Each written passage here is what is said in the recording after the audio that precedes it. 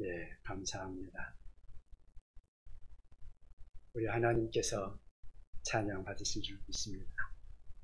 예, 하나님 말씀 함께 보십시다.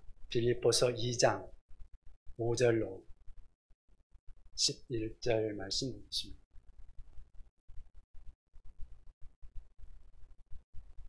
신약성경 빌립보서 2장 5절로 11절 말씀입니다. 예, 제가 가지고 있는 성경은 신약성경 318쪽에 있습니다. 5절부터 11절까지 제가 봉독하겠습니다. 너희 마음에 이 마음을 품으라. 곧 그리스도 예수의 마음. 그는 근본 하나님의 본체시나 하나님과 동등됨을 취할 것으로 여기지 아니하시고 오히려 자기를 비워 종의 형체를 가지사 사람들과 같이 되셨고 사람의 모양으로 나타나사 자기를 낮추시고 죽기까지 복종하셨으니 곧 십자가에 죽으십니다. 이러므로 하나님이 그를 지극히 높여 모든 이름 위에 뛰어난 이름을 주사 하늘에 있는 자들과 땅에 있는 자들과 땅 아래에 있는 자들로 모든 무릎을 예수의 이름에 꿇게 하시고 모든 입으로 예수 그리스도를 주라 시인하여 하나님 아버지께 영광을 돌리게 하셨느니라. 아멘. 오늘은 빌립보서 2장 5절로 11절 말씀을 중심으로 해서 낮아짐의 능력이라는 제목으로 함께 말씀을 나눕니다. 사람들은 누구나 성공하기를 원하죠. 그래서 성공을 해서 힘과 권력을 또는 명예를 갖기를 원합니다. 성공을 해서 얻기를 원하는 것이 어떤 사람은 돈일 수도 있겠고요. 어떤 사람은 권세일 수도 있겠고요. 어떤 사람은 명예일 수도 있겠죠. 사람은 자기가 힘이나 권력을 가지고 있다면 그 힘과 권력, 자기가 가지고 있는 것을 최대한 이용해서 어떤 이익을 얻고자 하죠. 자기에게 유익한 것을 얻고 싶어 하죠. 자기의 힘과 지위를 이용해서 권세를 부리기도 하고 상대방을 제압하는 데 사용하기도 합니다. 이런 것들이 우리가 살아가고 있는 이 세상의 삶의 방식이기도 합니다. 이게 보편적인 그러한 현상 아니겠습니까? 그런데 세상 사람의 이러한 삶의 방식이 우리 그리스도인들의 삶의 양식에 있어서는 상당한 차이를 가지고 있다는 사실입니다. 성경은 우리 그리스도인들은 그렇게 살 것이 아니라고 가르쳐주고 있는 것입니다. 오늘 본문에 보면 예수 그리스도의 생애를 크게 두 가지로 설명하고 있습니다. 하나는 자기를 낮추셨다. 또 하나는 하나님이 그를 높이셨다는 그러한 말씀을 하고 있습니다. 우리 다 같이 8절 말씀을 읽어보면 좋겠습니다. 다 함께 읽어보십시다. 함께 읽습니다. 사람의 모양으로 나타나사 자기를 낮추시고 죽기까지 복종하셨으니 곧 십자가에 죽으십니다. 아멘. 사람의 모양으로 나타나셨으며 자기를 낮추셨다. 오늘 6절부터 8절까지 나오는 말씀은 예수님께서 자기를 낮추셨다는 말씀으로 이야기가 전개되고 있습니다. 그 다음 후반부의 9절부터 11절까지는 그 중심 내용이 자기를 낮추었다는 말씀으로 이루어지는데요. 9절부터 11절까지 쭉 그런 말씀이 나오죠.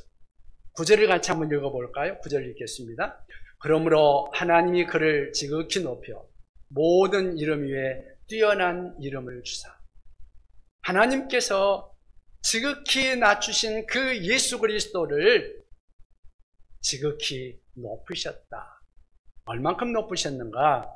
그의 이름이 모든 이름 위에 뛰어난 이름이 될 거라고 말씀하신 것입니다. 모든 피조물들이 그의 이름을 높여 그 앞에 무릎을 꿇고 그분에게 경배하며 그분을 주님으로 인정하게 될 것을 말씀해 주고 있습니다. 그래요? 그렇게 하기 전에 먼저 선행되어야 되는 것이 있었는데 그것은 주께서 자기를 낮추시는 것이었습니다. 여기서 우리 신앙의 또 하나의 역사를 발견하는 것입니다. 진정한 의미에서 높아지기를 원하면 먼저 낮아져야 한다는 것입니다. 오늘 우리는 저마다 높아지고 싶어하고 출세하고 싶고 어떤 뭔가를 우리가 더 많이 갖기를 원하는 그러한 삶을 살아가고 있습니다마는, 그리고 이 세상은 자기를 드러내려고 하고 뭔가 출세지향적인 그러한 삶을 살아가고 있는 그러한 시대 속에서 우리는 살아가고 있습니다. 그런데 우리 예수님을 믿는 사람들, 예수님의 제자들의 삶은 그 사람들이 살아가고 있는 그 모습 그대로 따라가는 것이 아니라 우리 예수님과 같이 낮아짐의 삶에 대해서 생각해야 한다는 것입니다. 그렇다면 이 낮아짐의 참 의미를 붙들고 살기 위해서 우리가 물어야 할 중요한 질문이 있습니다. 두 가지입니다. 하나는 주님께서 낮아지신 이유가 뭘까? 그리고 또 하나는 주님이 낮아지는 방법이 어떻게 낮아지셨을까 하는 것입니다. 먼저 첫 번째, 예수님이 자기를 낮추신 이유, 왜 자기를 낮추셨을까 하는 것입니다. 예수님께서 자기가 낮아지신 첫 번째 이유는 죄인인 우리를 섬기기 위해서였습니다. 우리를 섬기기 위해서. 잘 이해가 안 가시나요? 하나님이신 그분이 우리를 섬기기 위해서 낮아지셨습니다. 우리 7절을 같이 한번 읽어볼까요? 본문 7절을 같이 한번 읽어보겠습니다. 오히려 자기를 비워 종의 형체를 가지사 사람들과 같이 되셨고. 아멘. 하나님과 동등하신 우리 주님이 자기 자신을 비우시고 이 땅에 오신 것은 종의 형체를 갖기 위해서였다고 말씀하십니다. 여러분, 종이 하는 일이 뭔가요? 종은 다른 사람들을 섬기는 일을 하는 것이 종이 아니겠습니까? 하나님이신 그분이 우리를 섬기기 위해서 먼저 자기 자신을 낮추시고 종의 모습으로 이 땅에 오셨다고 말씀하고 있는 것입니다. 여러분, 스스로 자기 자신을 낮추지 않고는 아무도 다른 사람을 섬길 수 없을 것입니다. 예수님의 섬김을 가장 잘 보여주고 있는 사건이 있다면 아마 제자들의 발을 씻어주신 사건일 것입니다. 예수께서 이 땅에 우리를 섬기기 위해서 오셨고, 그러면서 그 섬김의 절정을 보여주고 있는 것은 제자들의 발을 씻어주시고 있는 그 모습. 제자들의 발을 씻기기 위해서 예수님은 먼저 제자들 앞에 허리를 굽히셔야 했습니다. 자기 자신을 낮추기를 거부하는 사람들은 결코 섬길 수 없지 않겠습니까? 세상은 누군가를 지배하려고 하지만, 그러나 지배하는 것으로 세상이 변화되지는 않습니다. 잠깐 눌리는 것 같지만 변화가 되지는 않습니다. 놀라운 것은 변화는 섬김을 통해서 이루어진다는 것입니다.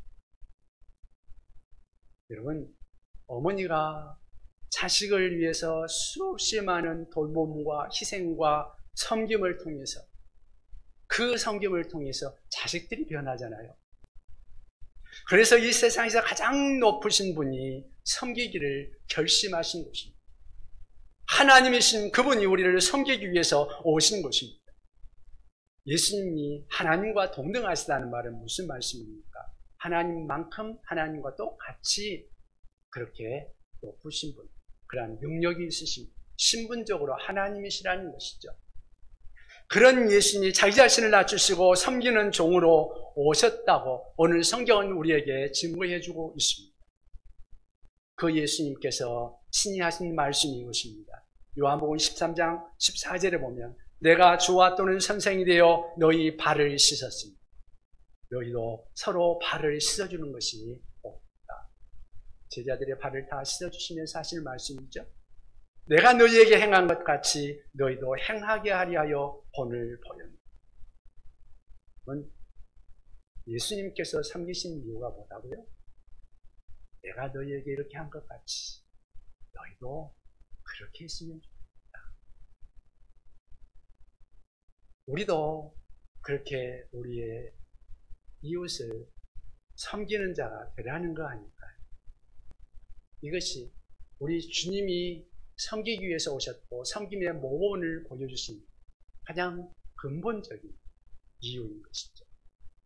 두 번째, 예수님께서 낮아지신 두 번째 이유는 우리를 구원하기 위해서입니다.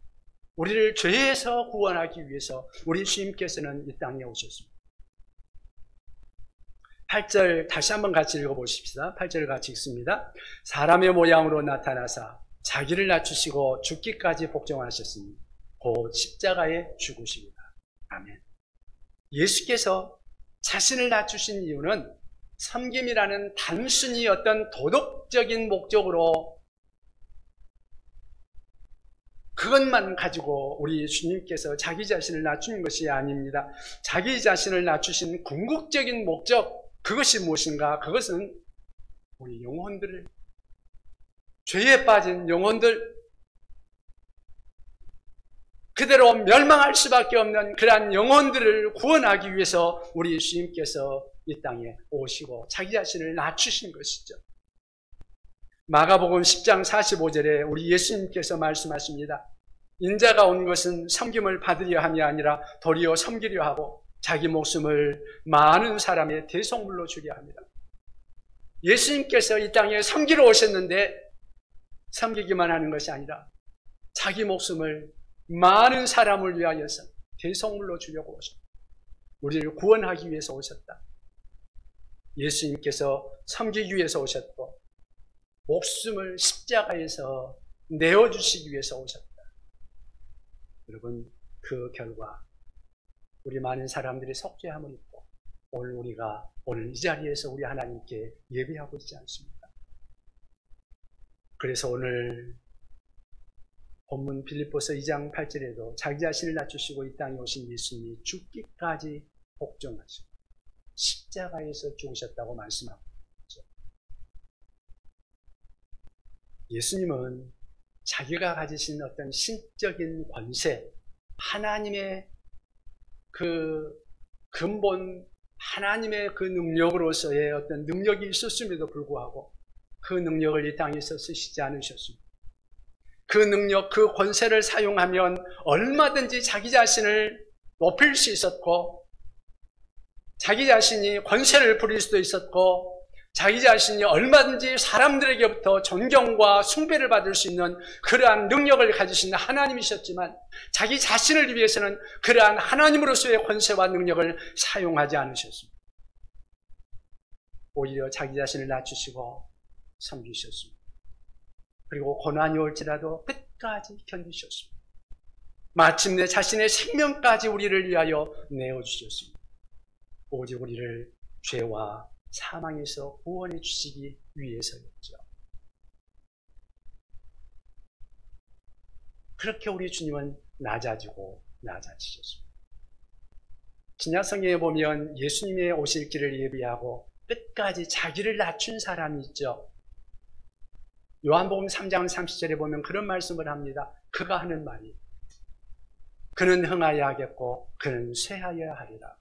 이 말이 누가 말한지 알겠습니까? 예, 세례요한이죠. 그렇게 말하고 끝까지 예수님이신 메시아이신 그분만을 높이고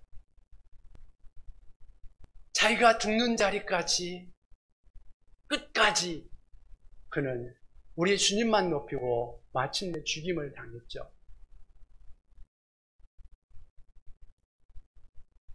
그는 자기에게 몰려오는 수많은 사람들이 있었기 때문에 그 사람들을 이용하면 충분히 자기가 높임을 받고 존경을 받을 수 있는 그런 위치에 있었습니다. 그런데 자기가 그것을 누리려고 하지 않았고 그 사람들의 몰려오는 그 사람들에게 자기가 스스로 높임 받으려고 노력하지 않았고 오히려 그 인기를 거부하고 우리 주님만을 높여드리고 끝까지 주님만을 높이고 마침내는 비참하게 죽임을 당하죠. 그런데요, 그런 사람을 예수님께서는 뭐라고 증언하신지 아십니까? 세례 요한이 죽은 다음에 예수님께서 증언하시기를 누가복음 7장 28절에 그렇게 말씀합니다. 내가 너희에게 말하노. 내가 너희에게 말하노. 여자가 낳은 자 중에 요한보다 큰 자가 없고 요한보다 큰 자가 없고. 어쩌면 세례 요한의 입장에서 보면 그 죽임당하는 거, 예수님만 높였는데 죽임당하는 거 억울하지 않았을까요? 그런데 우리 주님께서는 그를 그렇게 높여주었습니다. 우리도 세례 요한과 같이 자기를 낮추고 예수님만 높이는 그러한 사람이 될 수 있다면 어떨까요? 그래서 어떤 신학자는 그리스도인들의 섬김을 세례 요한의 역할에 비교하기도 합니다. 요한이 예수님이 오실 길을 준비하듯이, 그렇게 준비했듯이 우리 그리스도인들의 섬김이 이 사회에 믿지 않는 많은 사람들의 구원의 길을 준비할 수 있지 않을까 하는 거죠. 최근에 얼마 동안 우리 한국교회의 부흥이 멈춰 있습니다. 성장하지 못하고 정체하고 지금 이런 상태에 있는 한국교회의 모습, 어쩌면 이것이 우리가 세상을 감동시키지 못하고 세상을 감동시킬 만한 그러한 섬김, 그것을 잃어버린 것, 그것도 우리 교회가 성장하지 못하는 중요한 요인 중에 하나가 아닐까요? 우리가 낮아지고 섬겨야 할 이유, 그걸 한번 생각을 해보시기를 원합니다. 예수님이 섬기고 낮아지신 이유, 그것은 우리를 죄에서 구원해 주시기 위해서였습니다. 우리도 이웃을 구원하기 위해서 낮아짐을 실천해 보면 어떨까요?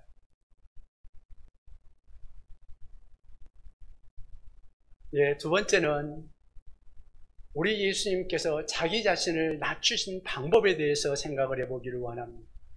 예수님이 어떻게 자기를 낮추셨는가? 예수님이 낮아지신 방법, 첫 번째는 자기 자신을 비우신 것입니다. 자기 자신을 비우셨습니다. 본문 7절 다시 한번 읽어보십시다. 7절 다시 읽습니다.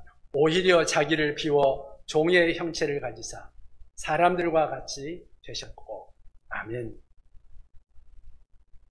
예수님이 자기 자신을 낮추기 위해서 제일 먼저 하신 일이 뭐라고요? 자기를 비우셨다.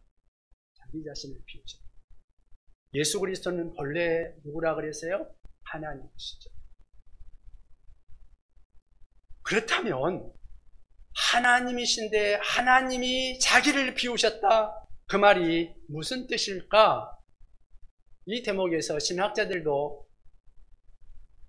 여러 가지 논쟁거리가 되는 부분도 있습니다만은 비우셨다는 말이 뭘까?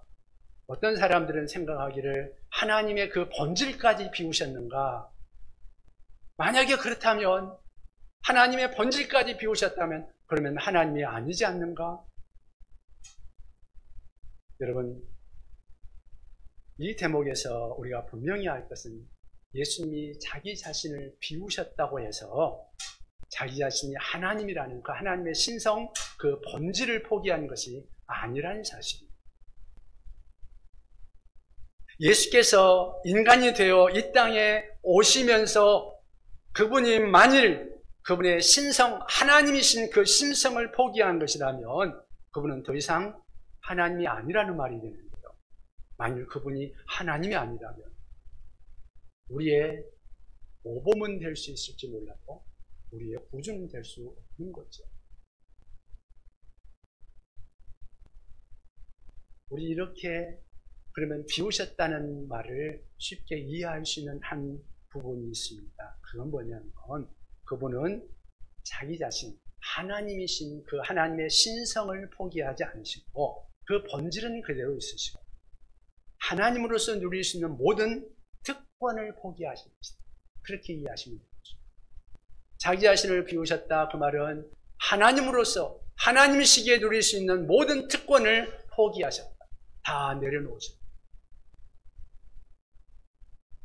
그분은 자기 자리에 연연하지 않았습니다. 하나님과 동등된 자리를 포기하셨습니다. 그리고 사람의 자리로 이 땅에 오셨습니다. 그리고 주인의 자리, 창조주의 자리를 포기하시고 이 자리에 종의 자리로, 섬김의 자리로 이 땅에 오셨습니다.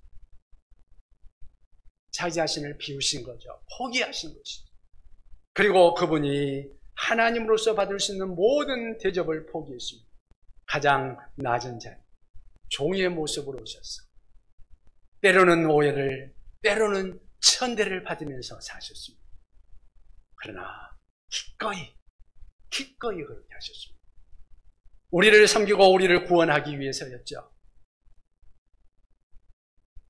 여러분, 이 땅의 지도자들, 권세자들, 가진 자들이 이렇게 자기 자신을 좀 비울 수 있다면, 자기가 가진 것을, 자기가 가진 특권과 권세를 만약에 비울 수만 있다면 얼마나 좋을까요? 자기의 특권을 좀 내려놓을 수만 있다면 얼마나 좋을까요? 만약 우리나라가 그랬다면 이렇게 혼란스럽지는 않았겠죠. 그렇다면 우리 이 시간 주님의 제자된 우리 그리스도인들만이라도 우리의 특권을 좀 내려놓는 삶, 그것을 실천해 보는 것은 어떨까요? 예수님의 제자 되기를 구하는 저와 여러분들이 기꺼이 자기 자신을 낮추고 다른 사람들을 섬기기 위해 내가 주장할 수 있고 내가 얼마든지 누릴 수 있는 그 특권들, 그것들을 내려놓고 포기하고 다른 사람들을 섬길 수 있다면, 그렇다면 주님의 뜻이 우리를 통해서 이 땅에서 이루어져 가지 않을까요? 우리의 이웃들을 구원하기 위해서 자신을 조금 더 희생하는 것은 어떨까요? 자기 자신을 위해서 쓰는 일을 조금 줄이고 이웃을 사랑하고 구원하기 위해서 자기 자신을 내어주는 것은 어떨까요? 다른 사람들을 섬기기 위해서 나의 씀씀이를 좀 조절해 보는 것은 어떨까요?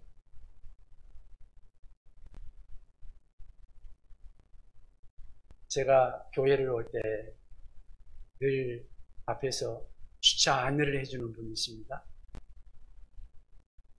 이런 식으로 다른 사람들이 조금 더 편리해지게 할 수 있도록 자기 자신을 뭔가 낮추고 희생하고 자기의 가진 권리를 포기하며 그럴 수 있는 모습, 우리 주님이 원하지 않을까요?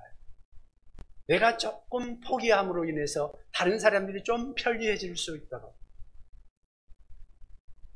내가 그래서 조금 손해를 보는 것, 믿음의 표현은 어쩌면 이런 구체적인 양보나 희생에서 시작되는 거 아닐까요? 우리가 챙길 것 다 챙기고 받을 것 다 받고 높임 받을 것 다 받고 언제나 섬기고 언제 우리 이웃을 도울 수 있을까요? 그렇게 해서 언제 우리의 이웃을 주님께로 인도할 수 있을까요? 예수님이 자기 자신을 비우신 것처럼 자기의 특권을 포기하시고 낮추시는 삶을 이제 지금부터 좀 시작해보면 어떨까요? 여러분, 예수님께서 자기 자신을 낮추신 방법 두 번째는 자신의 목숨을 주신 것입니다. 자기 자신을 낮추신 방법 첫 번째는 뭐라고요? 첫 번째는 자기 자신을 비우셨다. 두 번째는 자기의 목숨까지 주셨다.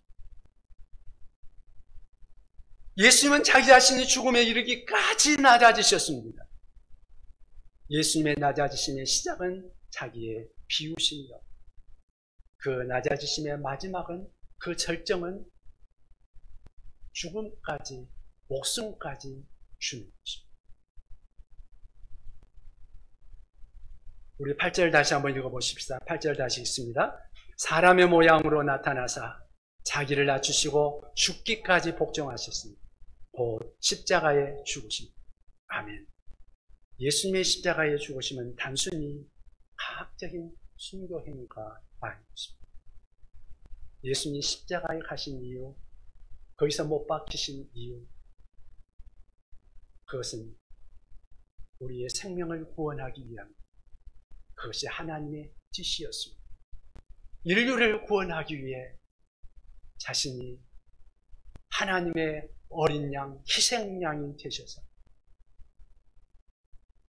우리 주님의 뜻을 따라 십자가의 길까지 가셨습니다. 더 많은 사람들을 구원에 이르게 하는 그 일을 이루기 위해서 자신의 생명을 주님 앞에 우리를 위해 드리신 것이죠. 그것이 하나님의 뜻이라면, 그것이 인류를 구원하는 길이라면, 자기의 목숨까지 내어주는 일이라도 그분은 십자가의 길을 가셨던 것입니다. 주님은 우리의 생명을 구원하시기 위해서 자신의 생명이 십자가에서 그대로 고통스럽게 수많은 사람들 앞에서 저주를 받으며 죽어가는 그 처참한 모습임에도 불구하고 그 길을 마다하지 않고 그 자리까지 낮아지셨습니다. 그리고 지금도 그분은 우리의 낮아짐을 기대하고 계십니다. 우리의 낮아짐을 통해서 사람들의 생명과 구원을 얻기를 우리 주님께서는 우리를 보면서 기대하고 계십니다. 그렇게 구원하신 주님은 또 우리들을 향해서도 그것을 바라신다는 거죠. 그러나 그러한 삶이 우리 그리스도인이라 그래서 누구나 쉽게 할 수 있는 일들은 아닌 것 같습니다.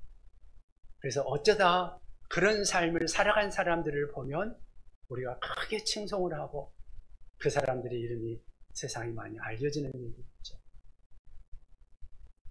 로마 카톨릭 교인 중에 헨리 나우엔이라는 사람이 있습니다. 그 사람은 신앙이 천주교인이면서도 그의 신앙은 우리 개신교인들과 거의 같은 분이셨습니다.